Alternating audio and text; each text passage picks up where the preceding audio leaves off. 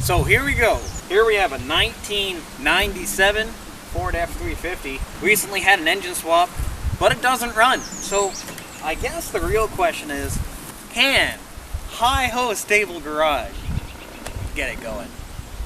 There's only one way to find out. Welcome to HIGHO Stable Garage.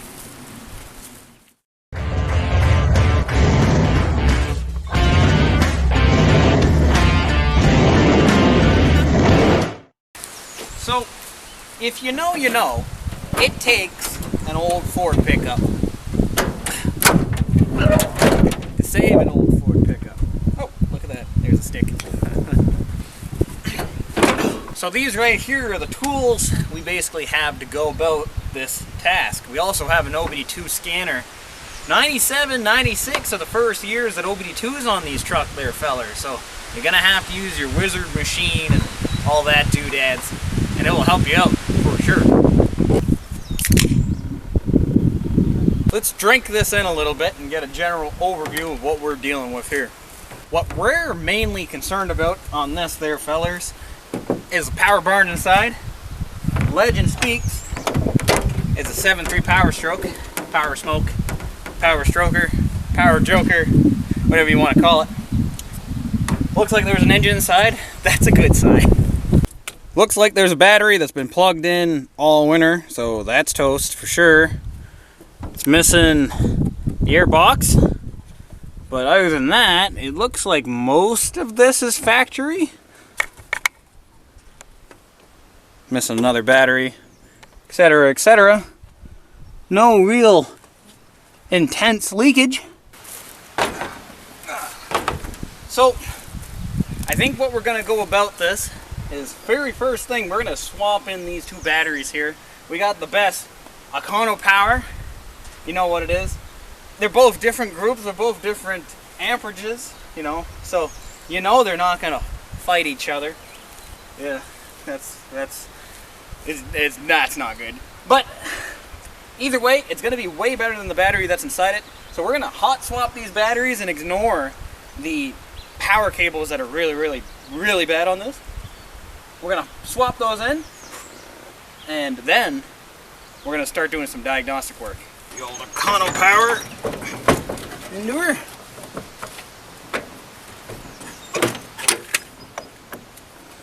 Nothing but the finest battery cables money can buy.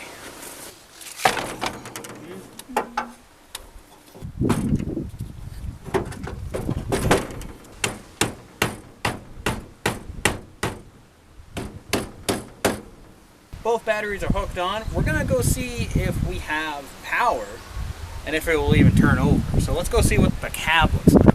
We got the cab here. Everything seems to be hooked on. We got neutralis. Turn the key. We got positive beeperage.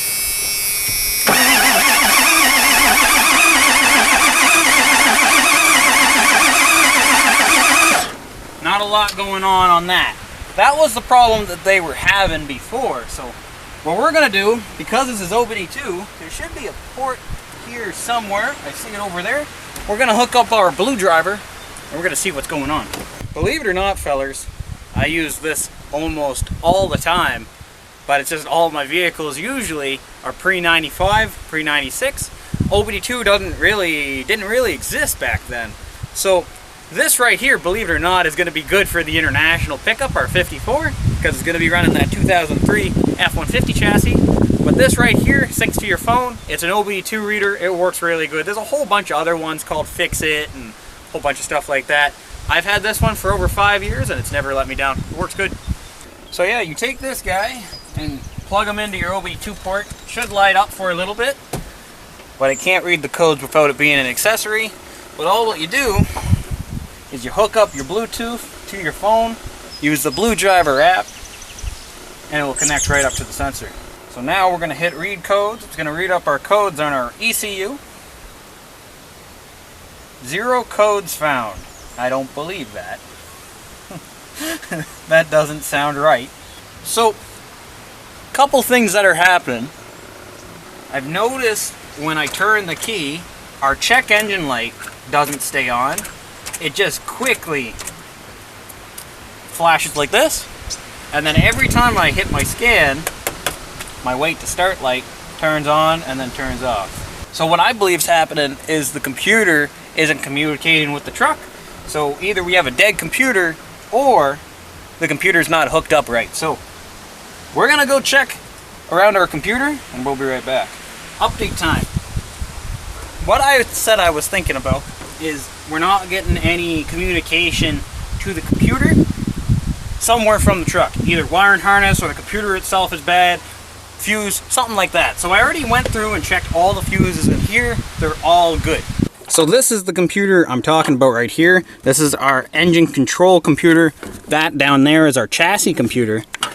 So what we're gonna do is we're gonna unplug this guy completely, and then we're gonna go back in the dash and we're gonna see if that light does the exact same thing. All right, so as you can see, we have the engine computer completely disconnected. Let's go inside the cab. All right, so this is exactly the same thing. The engine computer is completely disconnected. And let's see if we get the same lights. We do. Exact same lights are going on. All that jazz. So what that tells me is one of three things.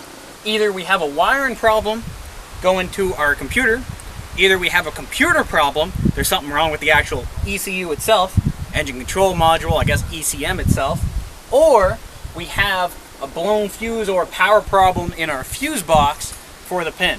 So here's the new problem that we're experiencing. Our tachometer doesn't move at all.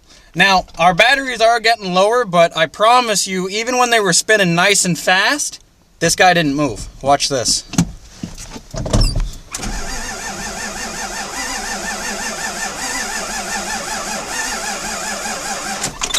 Nothing, not a single thing. The engine RPM, it should bounce like this as you're cranking. No bounce, whatever. Sometimes there's a little tiny flicker, but it should do a little bit more than that. Next thing that I think we're gonna have to try to tackle is the crank position sensor. That's the best idea, I think, for the RPM range. It's not fluttering, it's not starting, it doesn't know where it's at there kind of deal. And then our fuel bowl seems to be draining no matter how many times I fill it, so we might have an issue down there as well. But what we're gonna do, we're gonna charge up these batteries and then we're gonna come right back. So this is the next step on what we're gonna be up to here. I have a known good crank sensor here, but first off what we're gonna do, we're gonna check the continuity of our 3 wires on our crank position sensor to our chassis harness plug here. And if they're continuity on all 3, we're gonna change out our crank position sensor with a known good crank position sensor, and we're gonna go from there. But that's gonna have to wait till tomorrow, because as you can see, thunderstorms are coming, and I don't want to get caught in the rain. So I will see you guys tomorrow. Alright guys, we're back. We're back on a nice sunny day, and sadly, you know, it's black fly central. There's mosquitoes and black flies all over the place chewing you alive. So we're gonna try to make this quick here. I've already tested the grounds on, because we had a problem with this, and I guess it's gonna be a future video for you guys. You guys haven't seen it yet, but we had the exact same issue ground-wise related to our rad support. So basically, I made sure that I had ground off my positive post everywhere, and I had ground coming from my hot side on my fuse box everywhere, and it all checks out. So what we're gonna do now is simply just a beat test. I have the front engine harness unplugged from our main fuse block there, and I also have our crank sensor unplugged. There's 3 wires on the crank sensor. There's 3 wires inside that plug that correlate to it. So what we're gonna do is simply just do a beep test. Hear that? Basically, we're checking to see if the wires have continuity. If they do, then we're gonna change the sensor with a good used one that we know is good here. If they don't, we gotta look for basically a break inside the wire. Here's the engine harness. The wires we're looking for in this is gonna be our green right here. We should have a black with a white stripe in here somewhere. Black with a white stripe right there. And then our blue. Those 3 wires should be our crank sensor. So let me hook it up and we'll see if we get meeps there.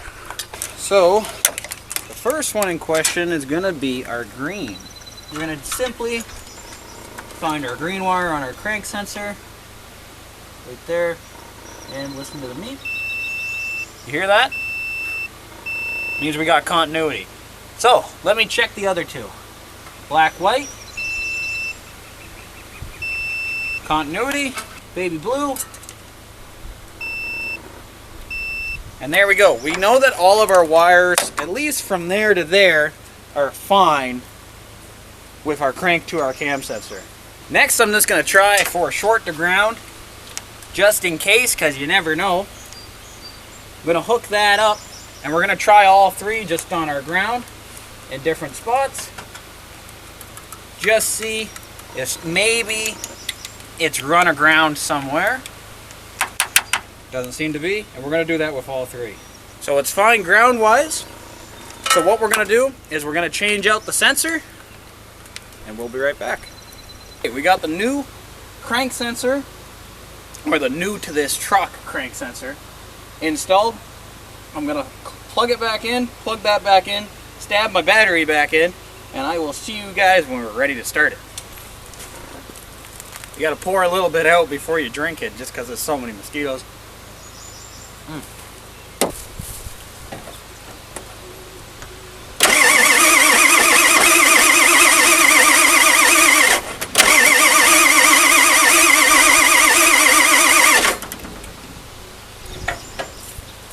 So no, we still don't have any tack that's jumping around. So we got to do some more tracing. Alright, so what we ended up doing on this, we ended up checking the pins on our computer for our crank sensor. They all checked out. So what I started to think is maybe there was a problem with one of our computers. So we have an extra set of computers here. I'll show you. This is the ECU for the truck, and then I believe this is the injector pulse modulator or module. And basically this one controls your engine, injectors and stuff like that, a couple sensors, and then this one communicates with this. So what we ended up doing is I took this piece off the original truck and replaced it with another one, and I'll show you guys what it did to the cab. So yeah, now in the cab, what we get our wait to start, battery, all that stuff. And as you can see, you see that? We have an RPM gauge now. So, I'm confident enough, this might start up.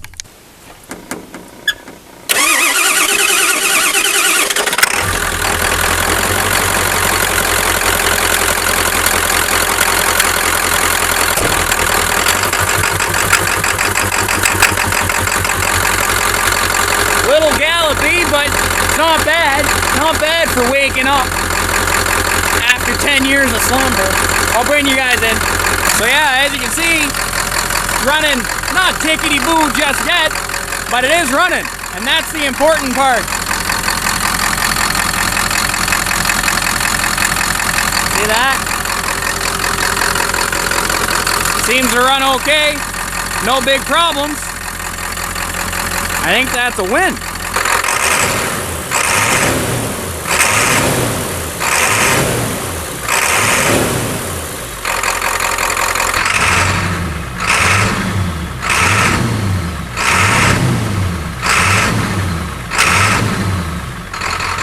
So there you have it, guys.